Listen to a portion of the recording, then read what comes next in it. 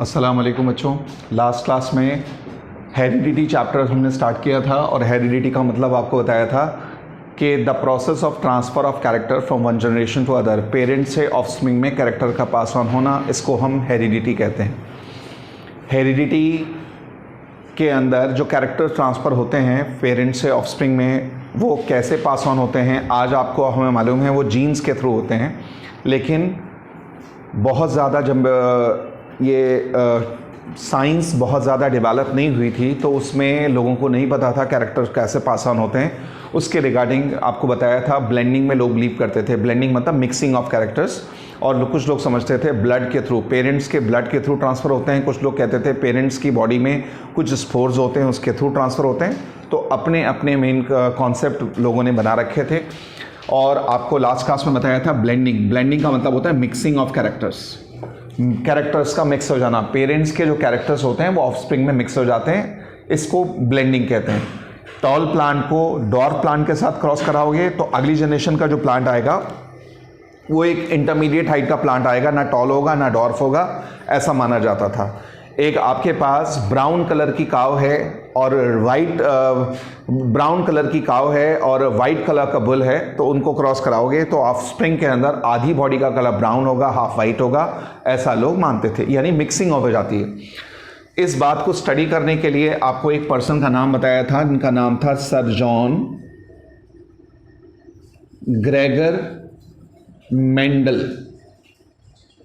Sir John Gregor Mendel, इनको आज हम फादर ऑफ जेनेटिक्स या फादर ऑफ क्लासिकल जेनेटिक्स के नाम से जानते हैं। इनका बैकग्राउंड मैंने आप बच्चों को बताया था कि ये कोई साइंटिस्ट नहीं थे, ये एक स्कूल में टीचर हुआ करते थे। गार्डनर फैमिली से इनका ताल्लुक़ था, गार्डनर फैमिली से ये बिलोंग करते थे और अपने फादर के साथ ये प्लांट्स के अंदर पॉलिनेशन कराना, प्लांट्स की क्रॉस कराने में हेल्प करते थे। तो एक बार मेंडल ने सोचा let's try to find out the exact mechanism of transmission of character. Parents के कैरेक्टर ऑफस्प्रिंग में कैसे जाते हैं उसके मैकेनिज्म को स्टडी किया जाए। उसके लिए उन्होंने एक प्लांट चूज किया जिसका नाम था कौन सा?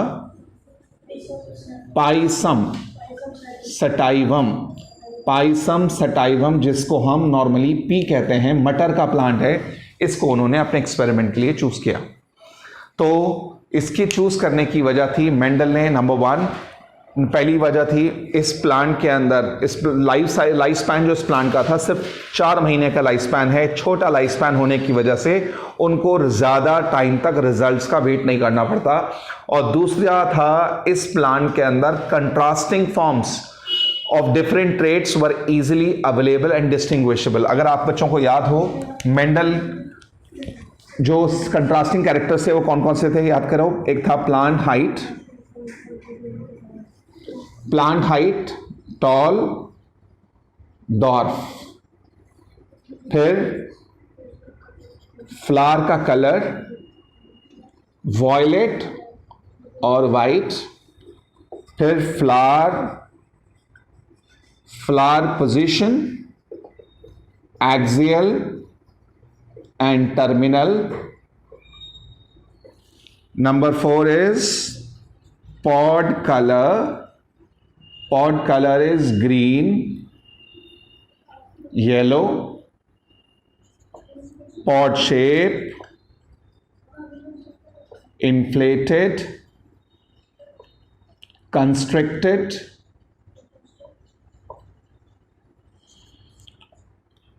seed shape is round, oblique wrinkled, and last is seed color, that is yellow oblique green. These were the 7 characters. एक ही प्लांट के अंदर पाइसम सटाइवम के अंदर अलग अलग जो कैरेक्टर्स थे उनकी कंट्रास्टिंग फॉर्म्स आसानी से देखी जा सकती थी। एक वजह यह भी थी, और इस प्लांट के अंदर कंट्रोल पॉलिनेशन कराना उनके लिए आसान था। तो मेंडल ने क्या किया, एक्सपेरिमेंट किया, क्रॉसिंग कराई गई, और उसके बाद जो इनका जो रिजल्ट्स आए, मेंडल के पास जो रिजल्ट्स आए, मेंडल एक्सपेक्ट कर रहे थे ब्लेंडिंग होगी, मिक्सिंग हो जाएगी, लेकिन जो रिजल्ट्स आए, जो डेटा उनके पास आया, उसमें ब्लेंडिंग नहीं हो रही थी। ब्लेंडिंग के बजाय जो कैरेक्टर्स, जो ऑब्जर्वेशन उन्होंने देखी, उसके आधार पर, उसके बेसिस पर मेंडल ने कुछ लॉस प्रपोज किए। एक लॉ था कौन सा? Law of dominance. दूसरा था लॉ ऑफ सेग्रीगेशन। तीसरा लॉ ऑफ इंडिपेंडेंट असॉर्टमेंट। ये मेंडल के 3 लॉज हैं। तो सबसे पहले जो मेंडल ने क्रॉस कराया था, आपको ये समझाया गया था कि लॉ ऑफ डोमिनेंस क्या कहता है। मैंने आपसे कहा, अगर आपने एक टॉल प्लांट लिया और उसको क्रॉस कराया डॉर्फ प्लांट के साथ, इसको मेल, इसको फीमेल कंसिडर करते हैं, क्रॉस कराते हैं, तो मेंडल वाज एक्सपेक्टिंग कि टॉल और डॉर्फ क्रॉस कराने का मतलब क्या होता है? क्रॉस कराने का मतलब ये पी प्लांट है, पी प्लांट के अंदर जो फूल होगा, जो फ्लावर होगा ना, इधर देखो, ये बाइसेक्सुअल फ्लावर होते हैं मटर के अंदर।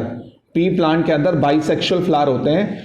तो आप मेल का मतलब यहां से आप पॉलन ग्रेन उठाकर इसके स्टिग्मा पर डाल रहे हैं, इस प्लांट के पॉलन ग्रेन इसके स्टिग्मा पर ट्रांसफर कर रहे हैं, इसलिए यहां पर हम मेल फीमेल ले रहे हैं। तो आपको मालूम है, जब पॉलन ग्रेन यहां पर जाएगा तो उसमें से पॉलन ट्यूब डेवलप करती है।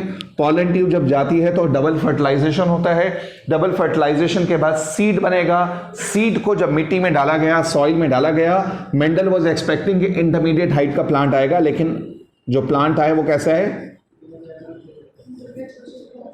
ये सारे के सारे 100% टॉल प्लांट आ गए। इसको नाम दिया F1, फर्स्ट फीलियल जनरेशन। ये F1 पहली जनरेशन के सारे प्लांट टॉल आ गए।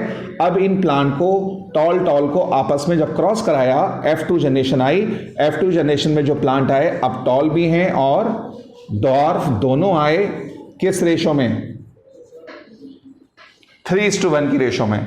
तो मेंडल ने एक्सपेक्ट किया, मेंडल वाज एक्सपेक्टिंग कि यहां पर टॉल को टॉल के साथ क्रॉस कराने पे टॉल ही आना चाहिए था, लेकिन डॉर्फ आया। मेंडल ने कहा कि अगर डॉर्फ कैरेक्टर है तो इसका मतलब यहां पर तो डॉर्फ कैरेक्टर नहीं था, यहां पर डॉर्फ कैरेक्टर आया है, इसका मतलब पहली जनरेशन के प्लांट प्योर टॉल नहीं थे। अगर प्योर टॉल होते तो यहां पर डॉर्फ कैरेक्टर नहीं आना चाहिए था। ये प्लांट प्योर टॉल नहीं है, इम्प्योर टॉल है। इसमें कोई ना कोई डॉर्फनेस का कोई फैक्टर मौजूद है जो इस पेरेंट से आया होगा।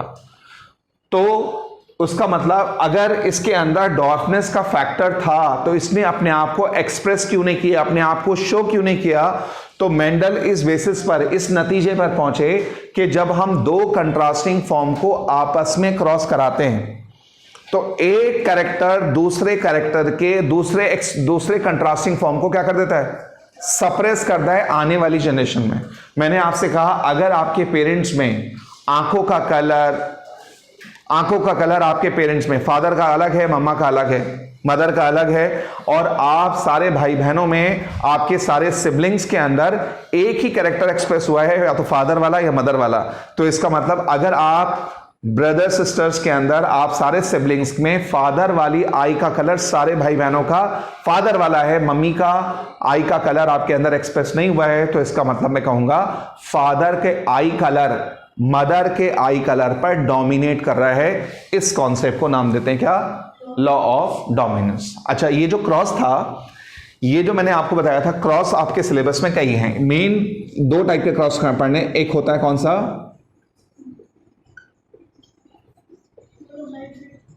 पहला क्रॉस कौन सा है? और दूसरा क्रॉस आपको ये पढ़ना है, ये वाला मोनोहाइब्रिड क्रॉस और डाई हाइब्रिड क्रॉस।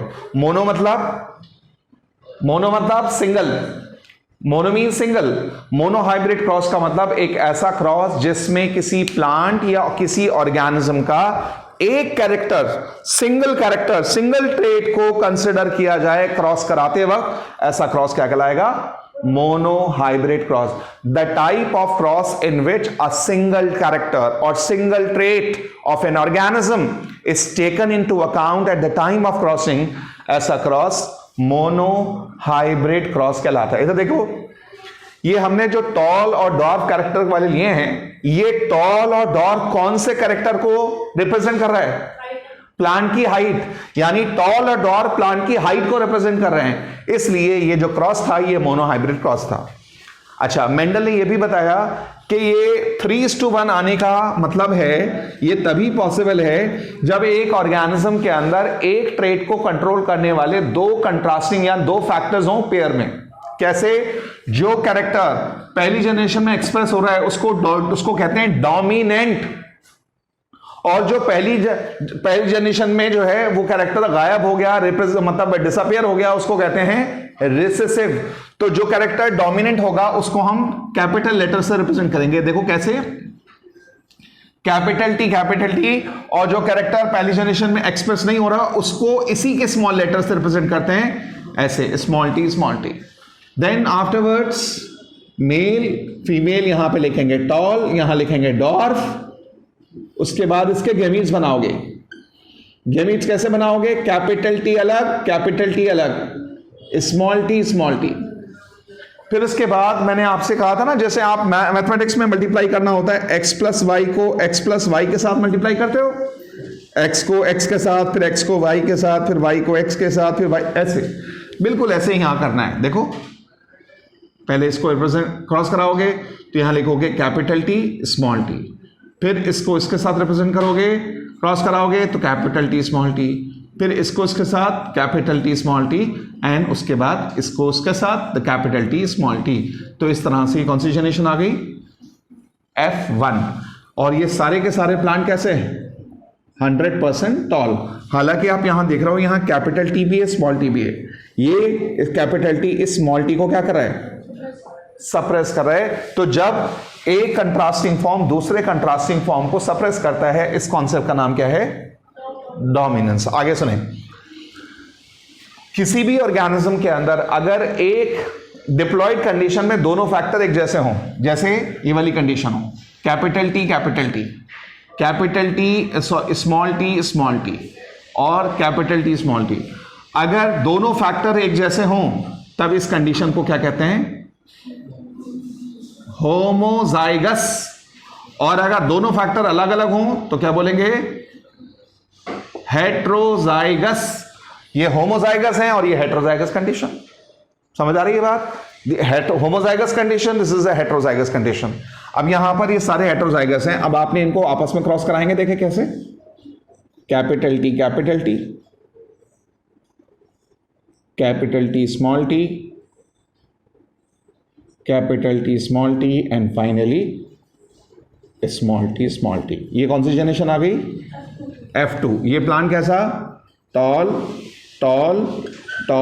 और ये कैसा? डॉर्फ। तो इसके अंदर हमने रेशो जब लिखते हैं तो ऐसे लिखते हैं, क्या लिखेंगे? कौन सी रेशो? Phenotypic ratio. तो इसमें से कितने प्लांट टॉल हैं? तो हम लिखेंगे 3 टॉल और 1 डॉर्फ। 3:1, ये 3 टॉल एंड 1 डॉर्फ, ये फिनोटाइपिक रेशियो है। कौन सी जनरेशन की? F2 की। कौन से क्रॉस की? मोनोहाइब्रिड क्रॉस में F2 की phenotypic ratio is 3:1, 3 tall 1 dwarf. अच्छा, इसमें होमोजाइगस टॉल कितने हैं?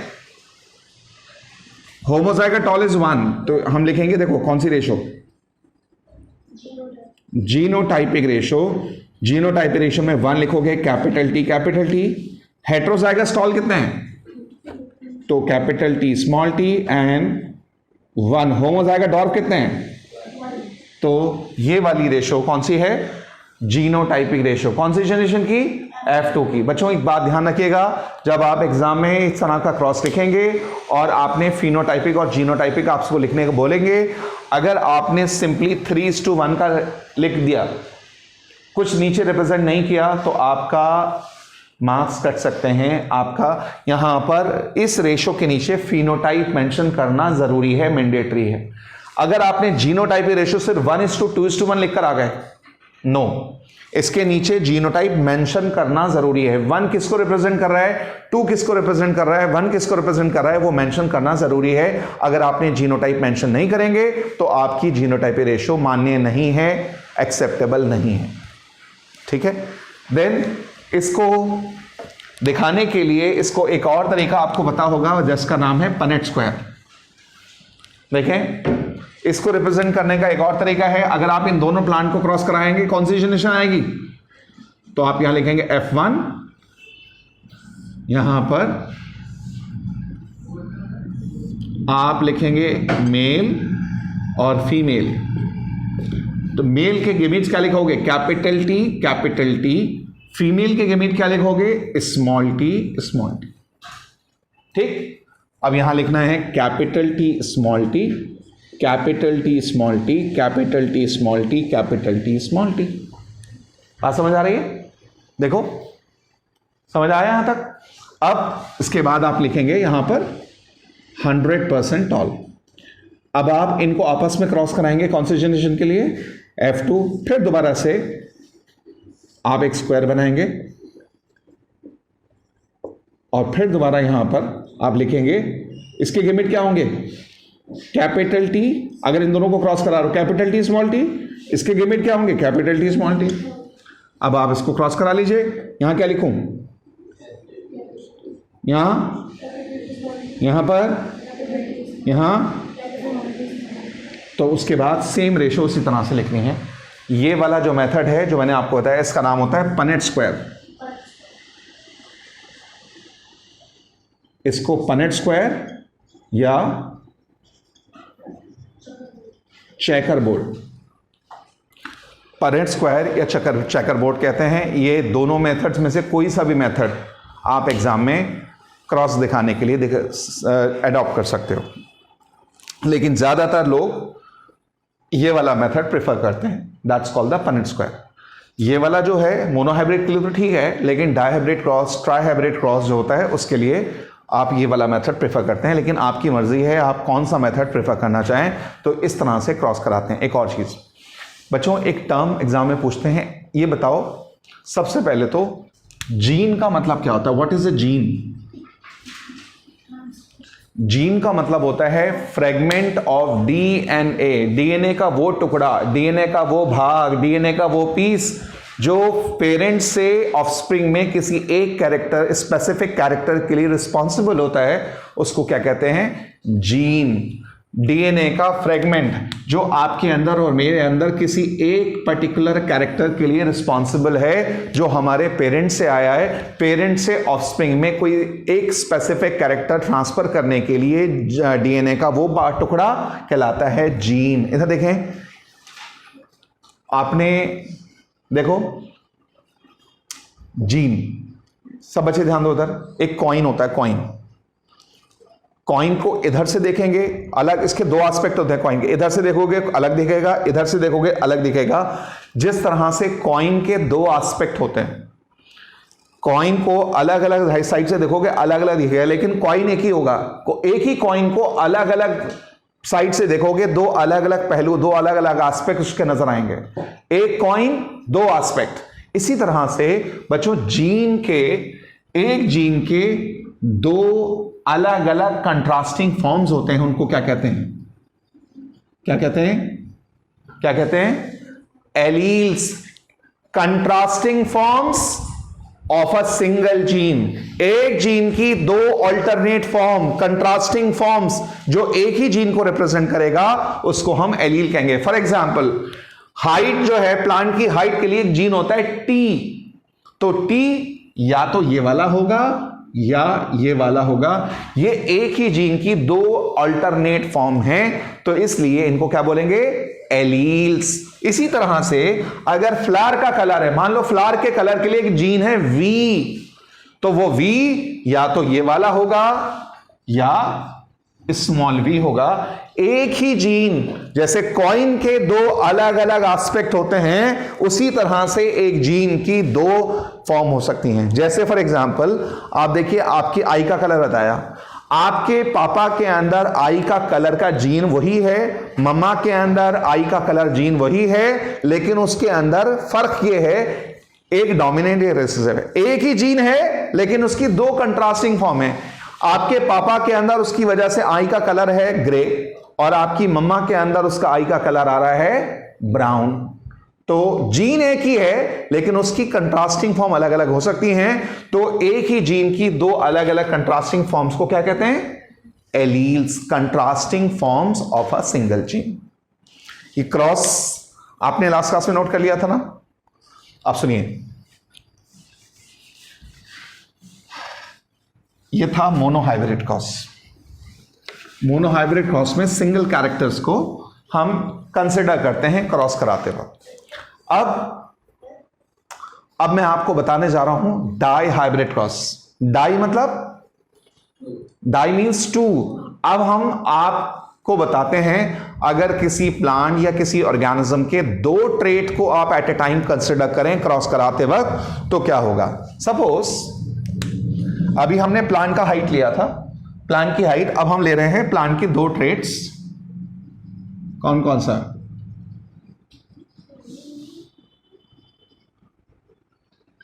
देखो कौन कौन सा? Seed shape and seed colour, दो अलग अलग ट्रेट्स हैं। देखो सीड शेप राउंड और दूसरा है, देखो सीड शेप राउंड और रिंकल, और सीड कलर कौन सा है? येलो और कौन सा? ग्रीन। राउंड डोमिनेंट है किस पर? येलो डोमिनेंट है किस पर? तो राउंड को किससे रिप्रेजेंट करूं? Capital R capital. इसको किससे रिप्रेजेंट करूं? इसको किससे रिप्रेजेंट करूं? इसको किससे रिप्रेजेंट करूं?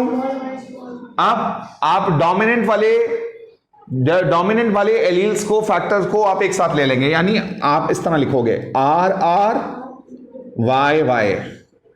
यहां पे आप लिखेंगे मेल, यहां लिखोगे round and Y stand for yellow. उसके बाद इनको आप एक साथ का क्लब कर दीजिए, small r small y y. यहां पर आप लिखेंगे रिंकल्ड एंड ग्रीन। ये रिंकल एंड ग्रीन है। अब आप गेमीट्स बनाओगे, जैसे वहां बनाते थे ना गेमीट्स, ये गेमीट बनाते थे, ऐसे यहां बनाओगे। यहां पर आपको गेमीट कैसे बनाने? एक आर इसका लेना है, एक इसका लेना है, तो आप गेमीट बनाओगे कैसे? R Y capital R Y. इसके गेमीट बनाओगे कौन सा? Small r Y small r y. यहां तक बात समझ आई? अब इसको क्रॉस कराएंगे, क्या लिखूं? Capital R capital Y small y. फिर इसको इसके साथ दोबारा क्रॉस कराइए, capital R capital Y small y. फिर इसको इसके साथ क्रॉस कराइए, और फिर उसके बाद इसको इसके साथ क्रॉस कराएं। ये कौन सी जनरेशन आ गई?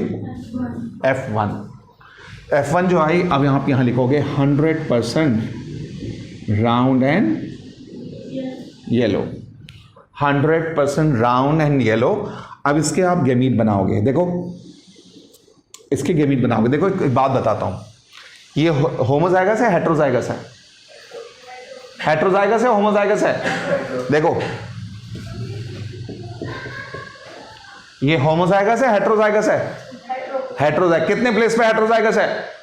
दो प्लेस पर। एक बात याद रखना, एक तरीका बताता हूं, एक फॉर्मूला याद रखना। इसके गेमीट्स कितने बनेंगे उसका एक फॉर्मूला है, 2 की पावर x। 2 की पावर x। ये कितने प्लेस पे हेटेरोजाइगस है? तो इसका मतलब 2 की पावर 2 कितने गेमीट्स बनेंगे? 4। अगर ऐसा होता A A B B C C, ये कितने प्लेस पे हेटेरोजाइगस है? तो 3 प्लेस पर ना, तो कितने गेमीट बनेंगे? 2 की पावर 3 कितना हुआ? 8। नहीं समझ आया? आपने गेमीट्स कितने निकलेंगे बनेंगे आप इससे निकालोगे। देखो सब बच्चे ध्यान देना इधर। तो अब इसके गेमीट कैसे बनाओगे? सबसे पहले capital R capital Y, capital R small y, फिर स्मॉल आर कैपिटल वाई, फिर small r small y. I repeat, पहले कैपिटल कैपिटल, फिर कैपिटल स्मॉल, फिर स्मॉल कैपिटल, फिर स्मॉल स्मॉल। बात समझ आई? तो 4 गेमीट बन गए। आपने कभी उसके गेमीट क्रॉस कराने के लिए सबसे पहले देखना होता है वो कितने प्लेस पर हेटेरोजाइगस है। तो आपने देखा 2 प्लेस पर हेटेरोजाइगस था, फॉर्मूला इसके गेमीट बन गए 4। अब इसके बनेंगे कितने? 4, इसके भी कितने बनेंगे? 4 बनेंगे। अब 4 को 4 के साथ क्रॉस कराना है, तो इसके लिए अब हम क्या कर रहे हैं, सेकंड जनरेशन F2 जनरेशन के लिए हम इसके लिए देखो इसमें गैमेट बनेंगे R Y small r capital Y small r small, वही इसके भी बनेंगे। तो अब हम F2 जनरेशन के लिए क्या करने जा रहे हैं, F2 जनरेशन के लिए हम अब पनेट स्क्वायर बनाने जा रहे हैं। देखें F2 जनरेशन,